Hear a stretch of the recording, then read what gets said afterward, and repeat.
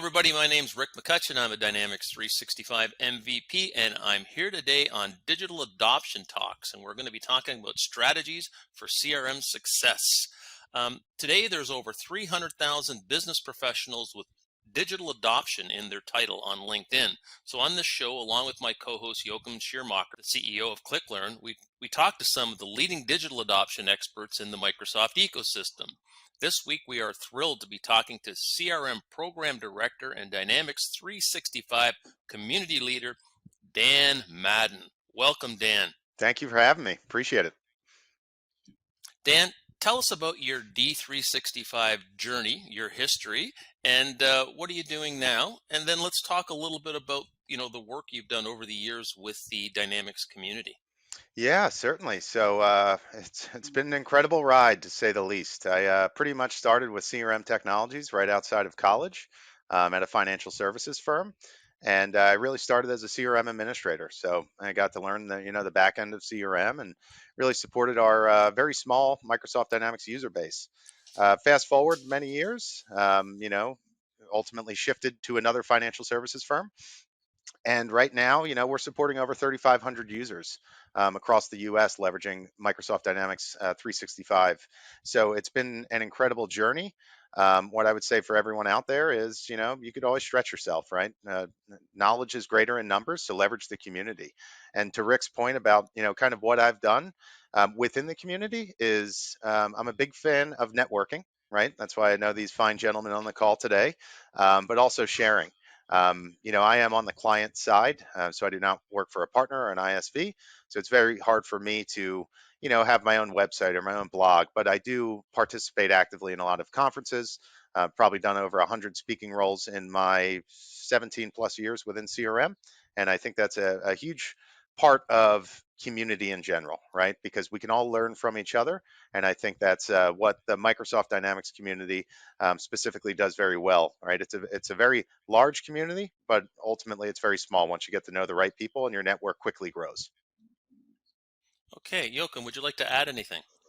No, I think I would just like to say it's a pleasure to have you, Dan, on the Digital Adoption Talks. I'm very impressed with what you've done, not only with my product, but across the board with digital adoption inside Ascensus. So I'm really looking forward to this talk today. And Dan, you don't know this, but I point at you all the time when I'm talking to people because they ask me, what do we do to be successful at CRM? And I say, well, you either find yourself a Dan Madden or you grow yourself a Dan Madden. Because really the core to CRM success, especially in an enterprise situation, is you need somebody who owns the CRM and who is a career CRM person, because it really is a career. Well, thank you for that, Rick. I'm flattered. All right. So Dan, let's talk a little bit about what do you think the role of digital adoption plays in a CRM project? Yeah, it's a great question and a great topic. So early in my career, it was a buzzword for me. Didn't really get it, right? Heard a lot of it, didn't really understand it. What is it, right? It's basically to leverage, a process where users can learn new technologies, software, products, apps, websites to its fullest potential to derive maximum value from a digital process or solution. So for us, at Ascensus where I work, we fully embrace that. When we were early in our journey leveraging Microsoft on-prem, we realized we needed to shift online, right? That's where the wave of innovation was coming. So, given our team bandwidth and our structure, we realized this is a very big change management and training initiative for our firm.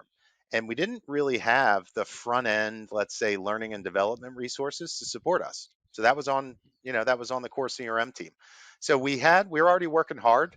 And I think that's what really led us to a very successful partnership with ClickLearn, because we were already working hard, but we had to work smarter. And, in training automation, that was a huge barrier for us that we had to ultimately embrace so we could be successful in driving our online initiatives, right? So, we started off small, we were thinking big. Now we have, quite a few authors internally. What started off, with just CRM, start to catch waves internally because we were embracing a new way of thinking around training. And the beauty of, I think, this whole story is this was in the old days prior to the pandemic, right? Then a lot of the global workforce for a lot of enterprises shifted remote. We were already ahead of that curve where we were fully embracing training really remotely embedded within our technology solution. So now the world's still mainly remote, and it's nice to be an early adopter of such an incredible product because we got in at the right time, and now our user base has grown exponentially, some through organic growth, some through mergers and acquisitions, but ClickLearn's been there every step of the way for us. Well, maybe we can talk, Dan, a little bit about what you've actually created with ClickLearn. What type of materials? Yeah, so we've done, geez, we have everything that you could imagine from a brand new user starting with Ascensus all the way through your more seasoned CRM, what I would call veterans who really are higher up on the maturity scale, leveraging CRM as a lights on application. And when I say lights on application, if we were to have a bug or something that ultimately impacts our production environment, they can't do their jobs effectively, right? So we really have everything from baseline training to accelerate onboarding, right? What is CRM? How do we use it? All the way through to seasoned sellers who are ultimately driving their pipeline and customer service associates driving the client experience for a census. So we've developed hundreds of training materials all embedded within the solution. We have 2 dedicated authors on the CRM team, but thanks to ClickLearn being a very good partner of us, we've actually grown this to other groups. Our learning and development department uses this. We have other business people using this application. And I stress the word business users, right? So this technology really breaks down a lot of barriers that you need to have successful training plans. Everything from leveraging items like show me, try me, test me, right? There's different things that we could do within the product where it really adjusts to different learning styles for different personalities. And that's one of the big reasons I think this product has been fully embraced internally. Okay, great. Joachim, would you like to add anything? No, I don't want to add anything, but I have a question because I know that Dan, you've been going through a relatively large increase in your user base recently, and the numbers are quite staggering. Could you share that story with us, and how did you undertake that? Growing essentially from being almost double in size, right? Yeah, it's a very good question, and anyone in the CRM space who's struggling with adoption, I think this is a story that you should fully embrace, right? So it all starts with the end user experience, right? And I think a lot of that dovetails directly into training, right? Unless you have a massive team that could sit there and focus on training, but really what we like to do, I call it the 80-20 rule. 80% of our time as a team, I feel we have to be focused on innovation to be successful. The other 20% is more running the engine, right? Keeping, the system purring so everyone has a good user experience. And I think our focus for that has enabled us to drive business results and value in the form of increased revenue, right? Reduction of length of sales cycle, increases in win rates, right? Because we've really had a finite focus on sales. That success has caught certainly customer services attention, where now we're starting to shift towards more of a focus towards our customer service associates, the frontline workers, ultimately responsible for driving our customer experience and our net promoter scores internally. So I think whenever you're able to put your foot on the gas pedal and have a seat at the table with the right executive leaders and sponsors of your CRM project, that gets you a lot of attention, and then it ultimately gets you a lot of, users in the long run. But again, I would have to say that if we didn't have a tool like ClickLearn, that 80-20 would be more like 60-40 or even 50-50. And then that limits the amount of innovation and business results and value that we could drive. So I think it's very imperative that you have a tool that can help you grow your user base without growing your team. And that's our story with ClickLearn in a nutshell. So, how much did you grow your team with doubling up the user base that you suddenly needed to service? No How much did growth. you need to grow this? Zero. No growth. Yeah, no growth. So like I said, we were already working hard. We needed to work smarter. Tools like your technology solution for training automation has certainly enabled us to do so. And that's I think the beauty of this story, because a lot of people who own a cost center like me or a budget, right? You have to think about things the right way. how are you going to scale your reach within the enterprise without doubling, tripling the size of your team, right? So when now I look at our run rate and our executive leaders look at our run rate for what we cost as a team versus what we're driving through CRM innovations, it's a very good story to tell, and it's obviously Yeah. very well received internally. So really no growth to the CRM team, but the user base has, pretty much tripled exponentially and will continue to grow due to organic growth as well as mergers and acquisitions. That's a So really good story. thanks, Dan. So, we've been, both of us have been involved with teaching CRM project management over the years through the user group community. So, when we hear what you're doing, you really looked at, breaking your project down into what was our planning phase, what was our deployment phase, but you have a whole phase for user adoption.